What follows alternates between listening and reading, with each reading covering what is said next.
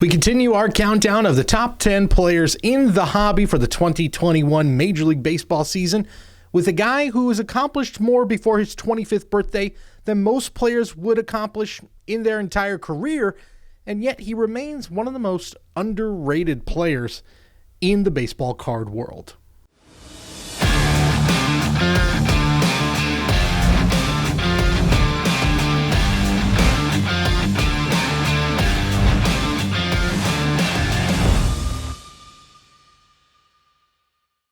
What's going on, guys? It's Cody back with another edition of the Mojobreak Top 10. We are at our number 8 spot, counting down the players who are going to define the baseball season both on the field and in the hobby. We covered players from both sides of the New York baseball scene last week, so we're trading the bright lights of NYC for the bright lights of Hollywood. The next player on our list is Los Angeles Dodgers slugger Cody Bellinger. For some collectors, this ranking might come as a bit of a surprise. Bellinger's reputation in the sports card world just isn't at the same level as pretty much any other player on this list, and he's not even the most coveted player on his own team. To drive that point home, let me take you back to last summer on an episode of the premier sports podcast, The Hype, airing Wednesdays at 3:30 Pacific time.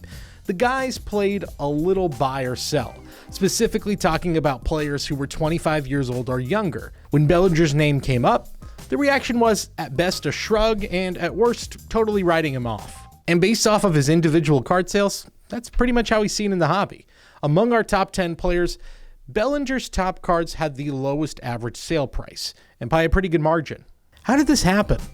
How did a player who's only a season removed from a 47 home run campaign, an MVP award, and is still only 25 years old, see his card value take such a major dip? Makes you question everything. Like, is there an alternate baseball season happening in a parallel universe? Are the Mariners 27-time world champions there? And does anyone actually know how the infield fly rule really works, or do umpires just make it up as they go along? Makes you think, man. There's a few things going against him. For one, Bellinger isn't the best player in the Los Angeles area. And with the Dodgers' acquisition of Mookie Betts last season, he's probably not even the best player on his own team anymore.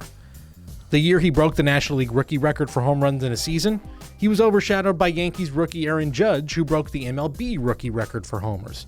And just 2 seasons after those record-breaking years, the Mets' Pete Alonso smashed the National League and MLB record for rookie home runs, leaving Bellinger's record in the dust and taking some of the shine off of his MVP campaign that same season. But maybe the biggest reason as to why Bellinger is undervalued right now is his 2020 season, which, if you watched our last video, you might remember it didn't matter, at least in the grand scheme of things. Yes, Bellinger's 2020 numbers are all career lows, but that was only over 56 games. That's only a third of the season in a traditional baseball year. Plenty of great players have had bad 56-game stretches, and plenty of average players have had great 56-game stretches. My go-to example for the small sample superstar is the 2005 campaign for Orioles second baseman Brian Roberts. Over his first 4 seasons, Roberts was a borderline average major leaguer, with a very pedestrian slash line through his first 384 games. Then Roberts apparently made a deal with the devil in 2005, and through his first 56 games, he was one of, if not the best hitter in the American League, nearly doubling his career home run total in the process. If someone had that type of season in 2020, baseball fans would be freaking out heading into 2021. Collectors would be flipping Brian Roberts cards for the same price as Mickey Mantle rookie cards. Chaos would reign. But over the rest of the 05 season, Roberts put up solid numbers that were just above his career highs. He'd go on to have a decent, but far from Cooperstown-worthy baseball career. The point is, thinking that Brian Roberts was about to be the next Joe Morgan is as ridiculous as judging Cody Bellinger solely off of his 2020 output. And Bellinger wasn't even as bad in 2020 as we think he was.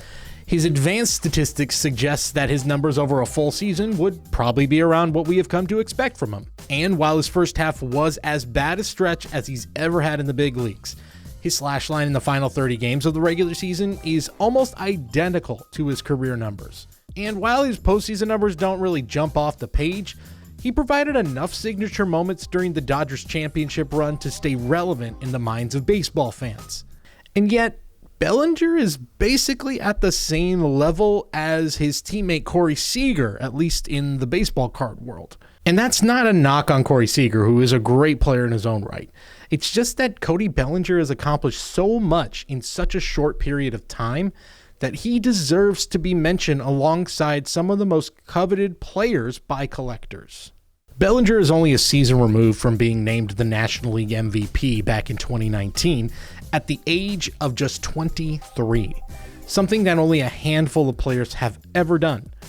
Here's the list of players over the last 60 years who were named most valuable players at the age of 23 or younger. That's a list of some of the most iconic players and seasons the game of baseball has ever seen. And there's Cody Bellinger, right at the top.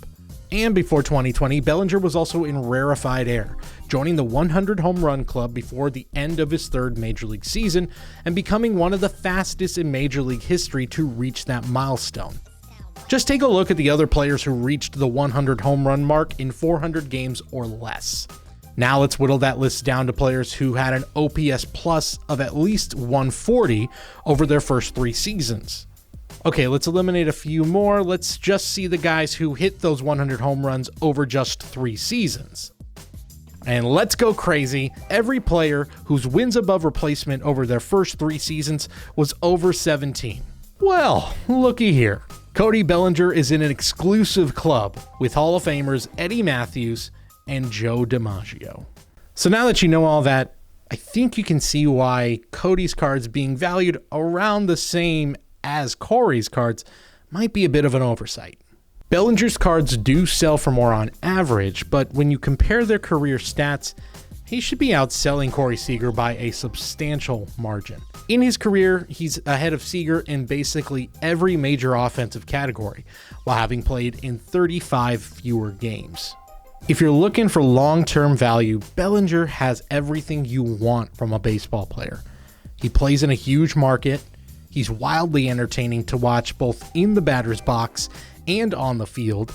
The dude hits dingers. And he's a meme machine.